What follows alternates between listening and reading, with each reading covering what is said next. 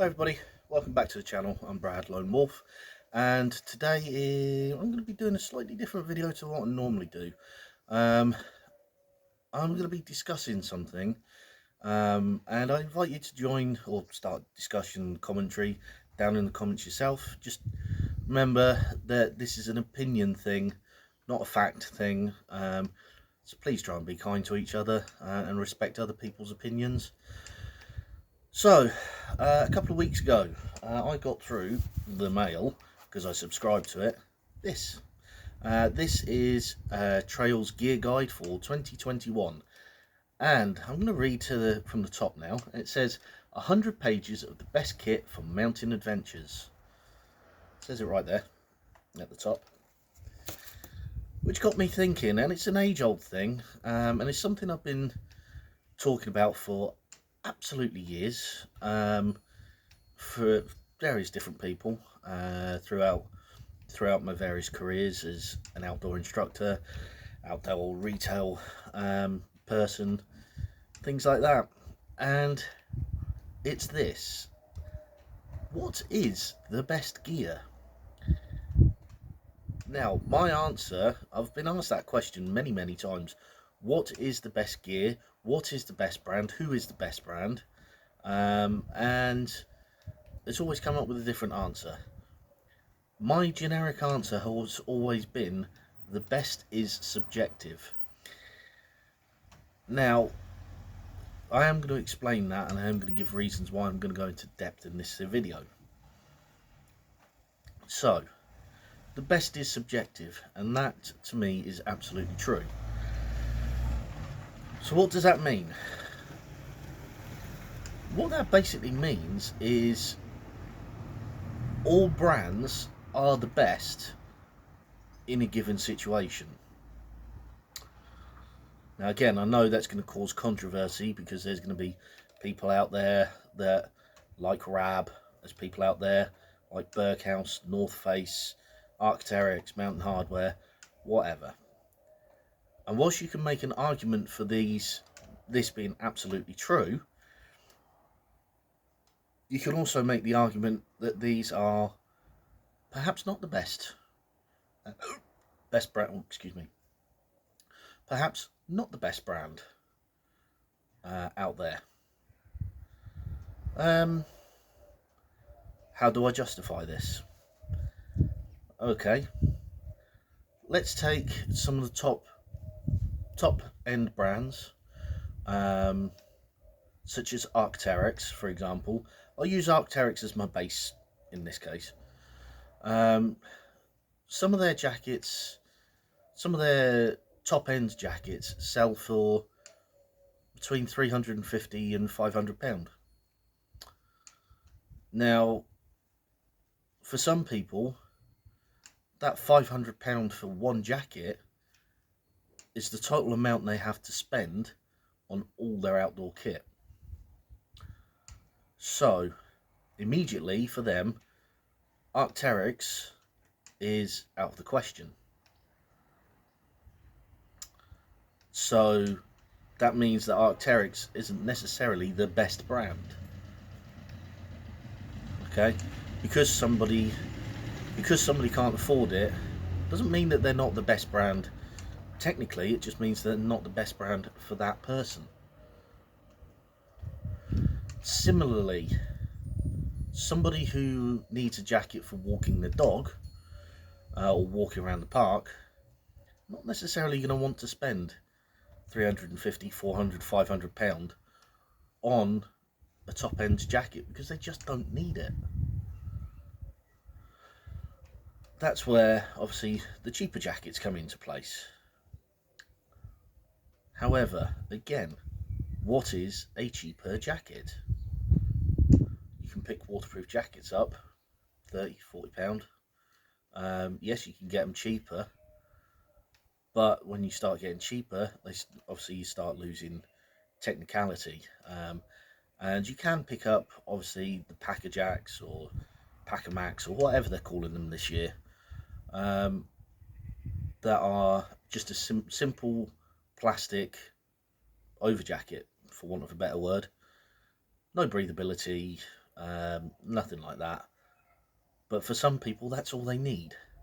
You know, if you're going into, say you're going into London or going into one of the cities, and you're expecting a bit of rain, then, you know, one of these Packer Jacks or Jacket Pack, whatever they're calling them this year, that's absolutely the best gear. That's the best bit. That's the best gear for them.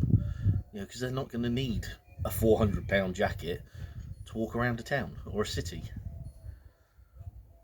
So, yeah, saying the best kit or the best gear really is a subjective term, particularly when it comes to things like that, like walking around the town. However, you can also say what is the best gear and give two different answers for the same manufacturer. Okay, so for example, as I stated before, for a lot of people, the North Face is one of the top brands. For myself, it's not.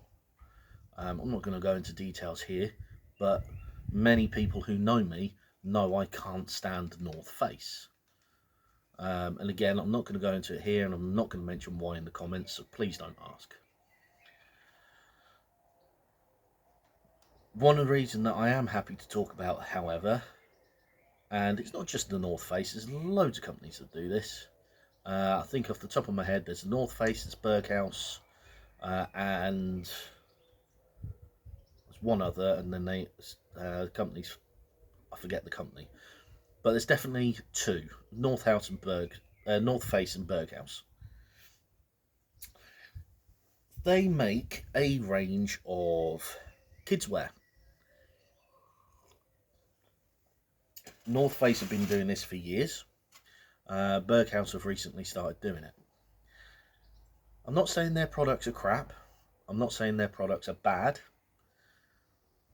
But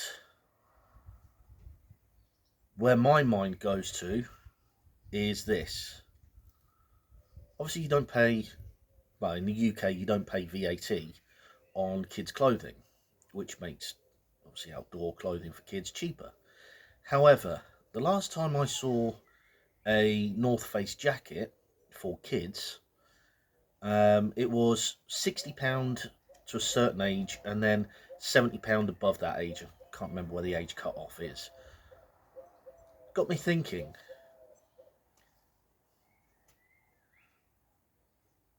£60 on a jacket, and something like £30 on a pair of waterproof trousers. That's £90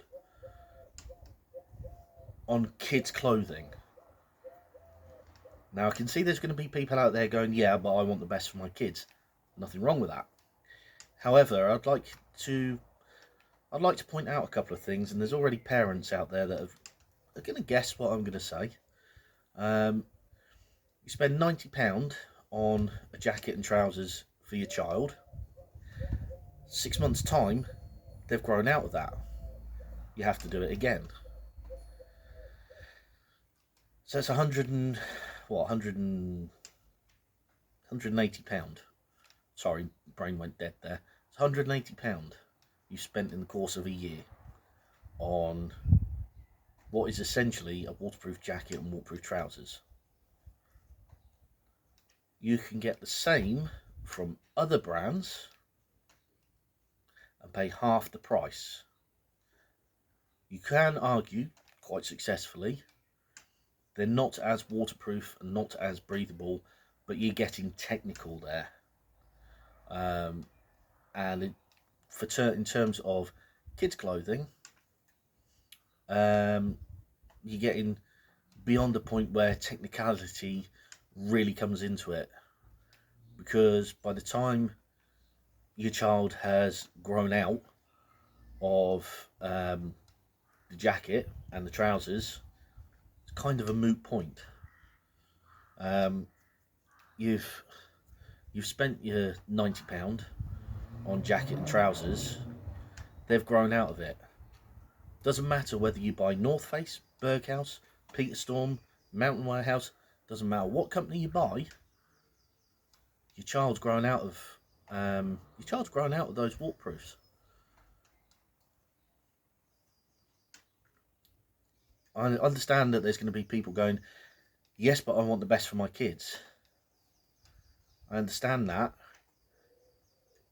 But what's the point in spending £180 on jacket and trousers when they're going to grow out of them and they may only be used once or twice, when you can spend half the money, get what is for your kids more or less the same, and still have them grow out of it in 6 months' time.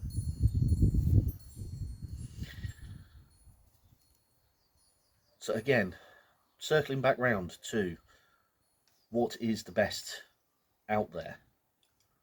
The best really is subjective. Again, let's move on slightly. We'll move on to things like sleeping bags. Not just sleeping bags, but sleeping bags in general. Obviously, as I mentioned in the last video, there are two types of fillings when it comes to sleeping bags. There is synthetic fillings and there are down fillings.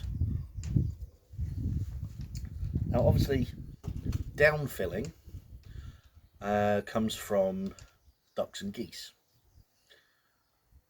So, and there are certain members of society who will obviously not buy and not use them for the reason that it comes from ducks and geese. So they would be looking at synthetic because synthetic filling is the best gear for them.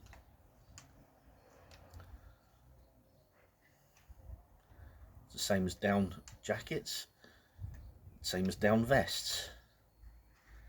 There is a company out there, and I'm not going to go into details. Again, you can search this out for yourself. The company's called Jack Wolfskin. They actually have what they call an ethical down policy. It's quite interesting. It's quite good. I've looked into it. It's fascinating, actually, how they do it. But it does mean that their jackets, their down jackets, they only make down jackets with their ethical down. But it is 2 or 3 times the price. Obviously, there's still going to be members of society out there that aren't going to touch it, regardless of how ethical it is, and that's absolutely fine. That's their choice. I haven't got a problem with that. Great thing about living in the UK, we've got free will. So if you don't want to wear a down jacket, it's absolutely fine. I haven't got a problem with that. Also, again, going back to the whole synthetic versus down thing, there's a product on the market called Primaloft or Primaloft, depending on how you want to pronounce it. It's a synthetic down, basically. So that covers more or less both. It is expensive, and because it's expensive, obviously puts it out the price range of a lot of people. Therefore, is it the best? Not necessarily. You know, once something goes out of the price range of somebody, it more or less makes it not the best gear for them.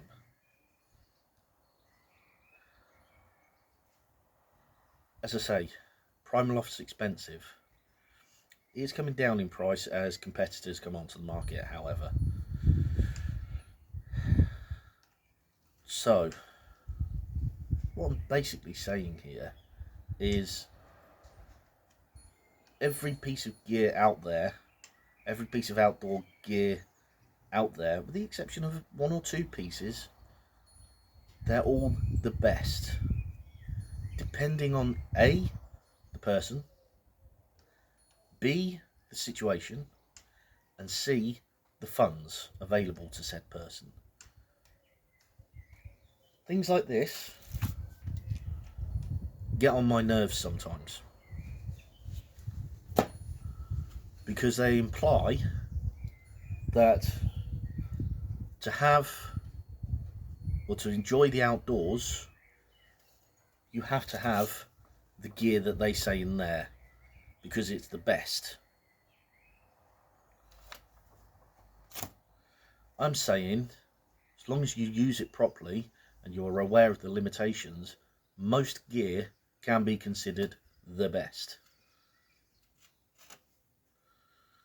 And again, as I say, I'm actually subscribed to Trail.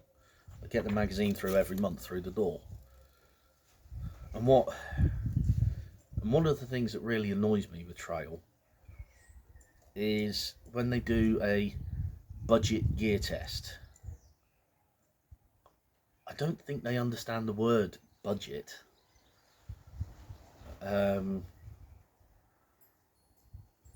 Because I've been through one of their budget kit lists, and they're still spending best part of £1,000 budget, when most people who want to enjoy the outdoors, they haven't got that. So immediately the best gear for them isn't what Trail say, or TGO, or any of the other magazines. It's something I do have, something I am passionate about. Stop saying this is the best, because as soon as people start saying this is the best, people want it. And as I've been trying to say, and I hope I've got across, the best really is subjective to person, situation and budget.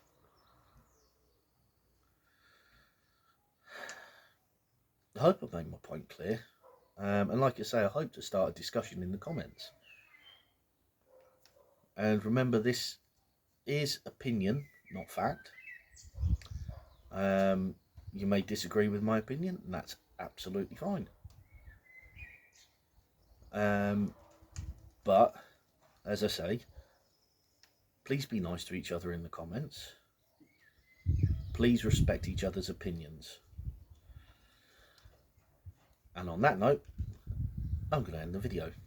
Thank you very much for watching, and I shall see you next time. Bye for now.